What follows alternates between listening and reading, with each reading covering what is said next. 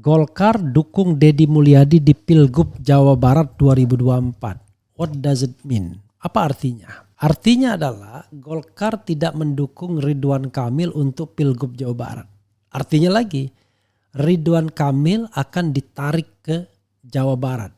Artinya lagi, Ridwan Kamil akan berpasangan dengan Kaisang. Artinya lagi, Ridwan Kamil dan Kaisang akan melawan kotak kosong karena calon lain akan dilumpuhkan dengan cara memborong semua partai politik. Kalaupun ada satu yang ditinggalkan tidak bisa calon. Dalam konteks ini PDIP mungkin ditinggalkan. Itu yang dinamakan rasanya tidak mungkin Jawa Barat ditinggalkan kalau tidak ada jaminan bakal menang di DKI. Nah, jaminan menang di DKI itu adalah dengan cara menjegal Anies Baswedan. Bagaimana caranya? Saya mendengar bahwa Nasdem akan ditarik ke Kim Plus. Kemudian PKB sudah mempertimbangkan dan Nasdem sudah ngomong juga Sahroni tidak akan didaftarkan katanya. Lalu PKS akan juga. Dan jangan lupa PKS sudah mendukung Bobi Nasution di Sumatera Utara.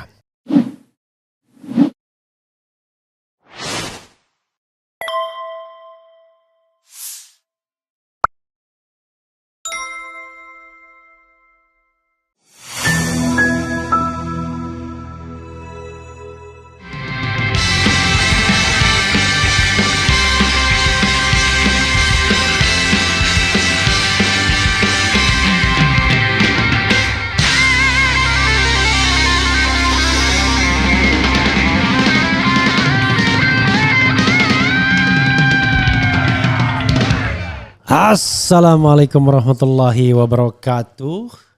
Sobat RH sekalian, jumpa lagi kita di channel yang keren ini. Keren cadas. Ya Sobat RH sekalian, ini ada hal yang menarik ya yang perlu saya sampaikan pagi ini sebelum ada kegiatan ya. Saya diundang PKB, pembekalan sekolah pemimpin perubahan. Apakah PKB masih di sana ya, arahnya nanti kita akan tanya tentunya. Jadi Sobat Era sekalian, ini berita yang ngeri-ngeri sedap. Golkar dukung Deddy Mulyadi di Pilgub Jawa Barat 2024. What does it mean? Apa artinya? Artinya adalah Golkar tidak mendukung Ridwan Kamil untuk Pilgub Jawa Barat. Artinya lagi, Ridwan Kamil akan ditarik ke Jawa Barat. Artinya lagi, Ridwan Kamil akan berpasangan dengan Kaisang. Artinya lagi, Ridwan Kamil dan Kaisang akan melawan kotak kosong karena calon lain akan dilumpuhkan dengan cara memborong semua partai politik. Kalaupun ada satu yang ditinggalkan tidak bisa calon. Dalam konteks ini PDIP mungkin ditinggalkan. Itu yang dinamakan Kim Plus.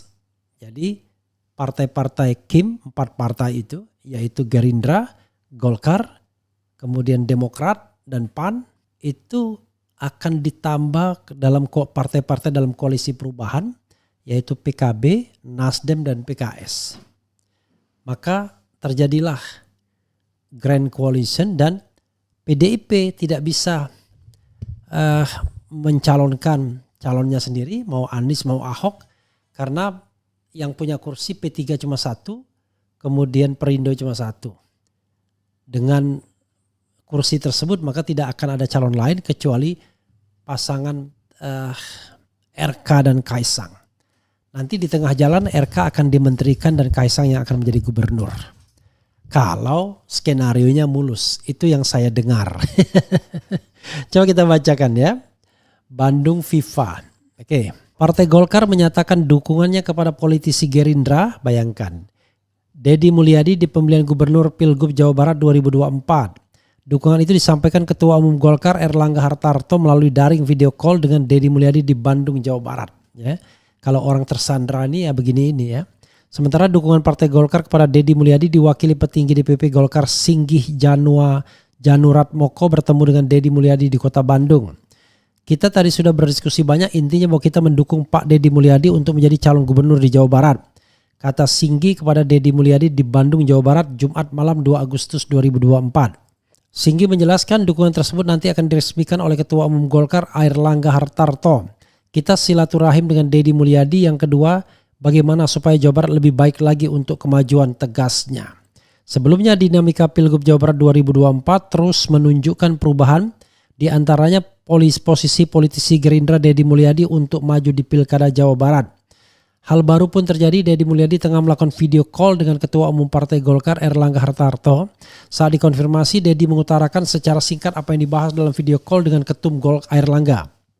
Pak Deddy, ucap Erlangga dalam video call tersebut, menyapa Deddy Mulyadi saat di Bandung Jumat 2 Agustus 2024. Selama video call dengan Erlangga, Deddy Mulyadi terlihat tersenyum dan tegas saat berbincang dengan Erlangga. Siap, tegas Deddy Mulyadi merespon perkataan Erlangga. Ya, saudara sekalian, itu yang terjadi ya. Jadi rumor yang mengatakan bahwa Anies akan dijegal ya, itu makin menemukan pembenarannya ya. Karena buat apa mendukung Deddy Mulyadi padahal ada kadernya sendiri yang justru lebih moncer elektabilitasnya, yaitu Ridwan Kamil. Artinya apa? Ridwan Kamil akan didorong ke Jakarta bukan untuk menghadapi Anies Baswedan, tapi akan melawan kotak kosong. Karena bagaimanapun harus pakai skenario memutar seperti itu.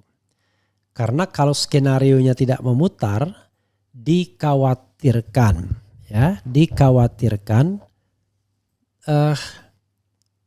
nanti akan ada perlawanan terhadap kotak kosong. Tapi kalau yang dimajukan Ridwan Kamil, ya masih lah, masih 50-50.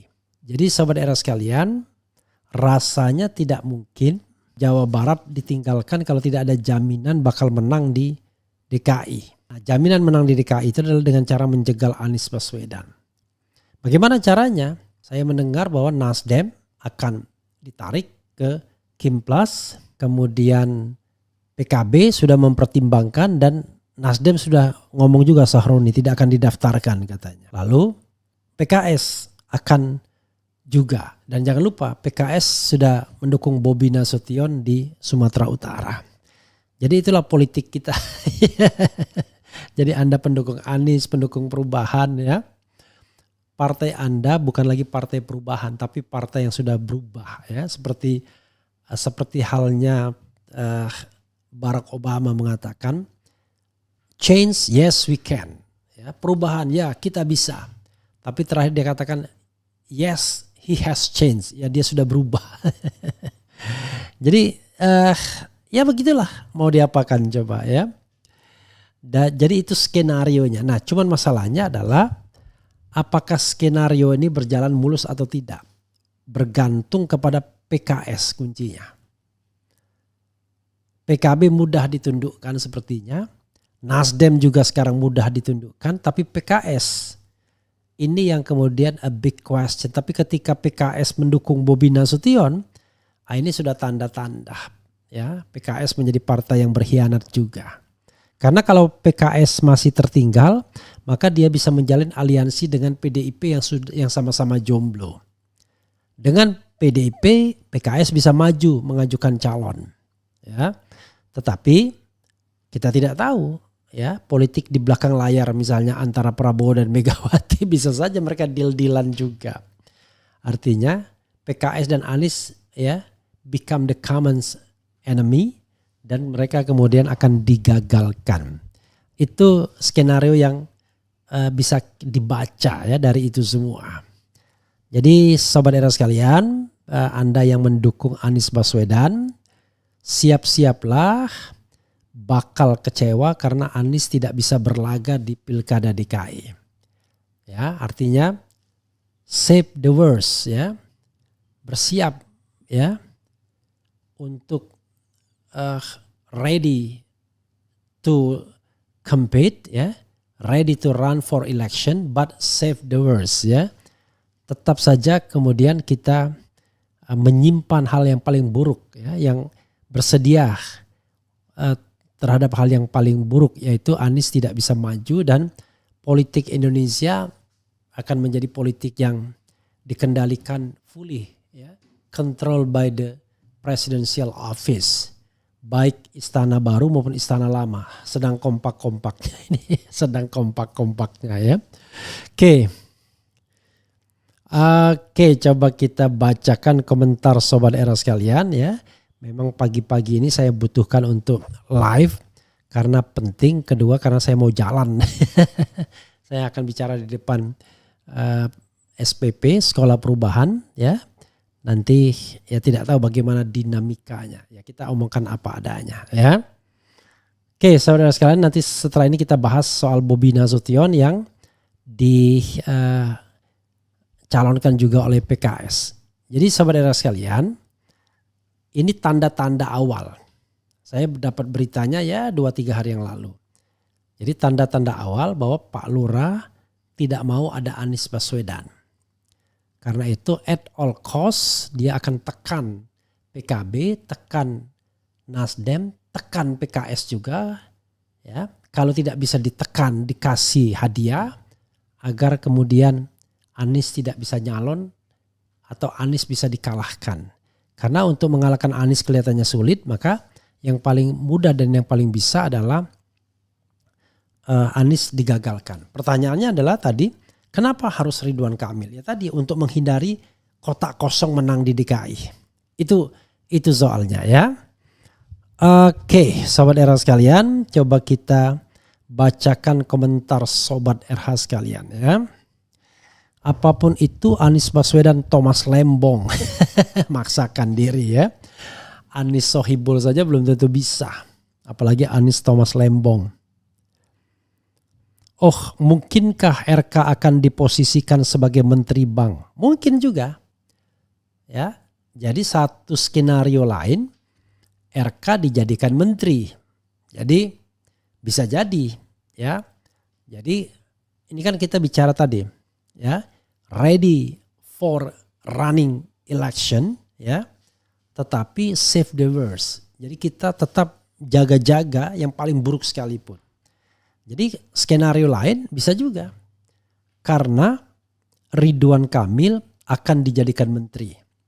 Jadi barter antara Gerindra dan PDIP adalah Ridwan Kamil jadi menteri. Mungkin menteri pekerjaan umum. Ya kan? Lalu jabatan gubernur diserahkan kepada kader Gerindra, Deddy Mulyadi. It could be possible. Sangat bisa. Nanti akan kita lihat ya. Apakah Ridwan Kamil akan didaftarkan atau tidak. Tapi isu yang berkembang yang saya dapat adalah bahwa Anies mau dijegal. Pak Lurah nggak mau Anies. Nah caranya adalah tadi. RK akan dijadikan calon gubernur. Wakilnya Kaisang. Nanti di tengah jalan RK diangkat jadi menteri. Lalu kemudian Kaisang yang akan menjabat gubernur. Itu yang saya dengar. Benar atau tidak wallahu alam. Karena tidak ada yang namanya sebuah skenario yang dianggap benar. Karena kita bisa menilai setelah adanya kejadian post factum. Tapi sebelum kejadian semua bisa dibantah, semua bisa didinai. Kalau sebelum kejadian, tapi kalau sudah kejadian, baru kemudian kita bicara, oh begitu ya. Bisa jadi tadi karena RK mau dijadikan menteri, sementara Gerindra membutuhkan Jawa Barat sebagai basis untuk memenangkan Prabowo Subianto di 2029. Bayangkan belum diangkat saja udah berpikir kemenangan di 2029. Gimana enggak kacau negara kita ya. Oke. Nani Rusmana, semua kita serahkan pada yang punya kuasa Allah Subhanahu wa taala. Kita hanya berjuang lalu tawakal. Ya, tentu seperti itu ya. Bahkan kalau kita bicara misalnya kalaupun misalnya jangankan soal-soal seperti ini, soal yang paling fundamental. Kalaupun semua orang murtad di dunia ini misalnya, hanya kita satu-satunya menjadi seorang muslim, enggak ada masalah juga. Ya. Artinya kalaupun semua orang meninggalkan Tuhan enggak ada masalah ya. Tuhan lebih besar daripada itu semua. Jadi tidak akan pernah persoalan. Kalau dia mau, semua orang bisa dijadikannya hambanya yang taat. Tetapi dunia ini adalah sekolahan, ujian bagi kita semua ya. Apakah kita insan yang tahan ujian atau kita tidak tahan ujian. Kemudian demokrasi Indonesia hanya milik partai politik, rakyat tidak punya hak apa-apa atas demokrasi ini, semuanya ditentukan elit parpol. Ya itulah salah satu hal yang ingin saya bicarakan. Terjadi yang namanya dinasti dan oligarki, baik oligarki ekonomi maupun oligarki politik ya. Bahkan oligarki hukum barangkali ya.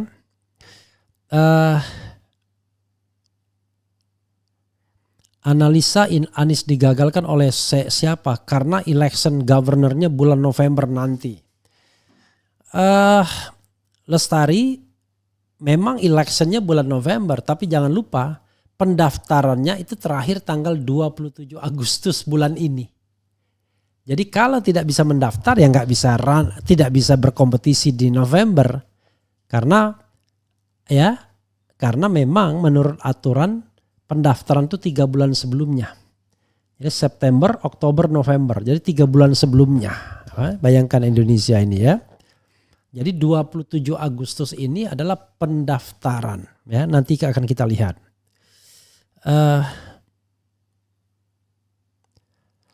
Pokoknya partai mana kalau Jabar nggak dukung Deddy Mulyadi bakal akan kalah. Ya.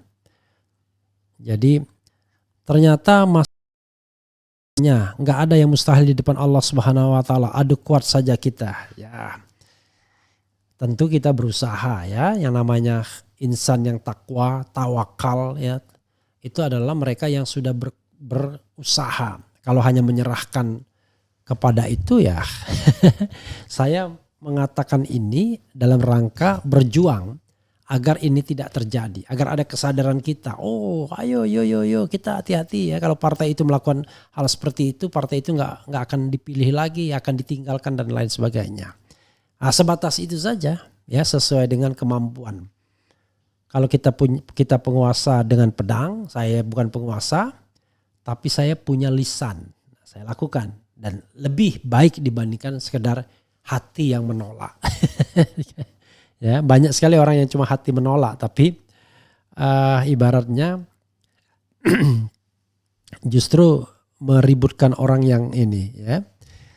Jangan lupa saudara sekalian ya, nanti dengan Yusuf Hamka bagian kedua cerita dia tentang bisnis dan tentu tentang ketika dia jadi mu'alaf ya.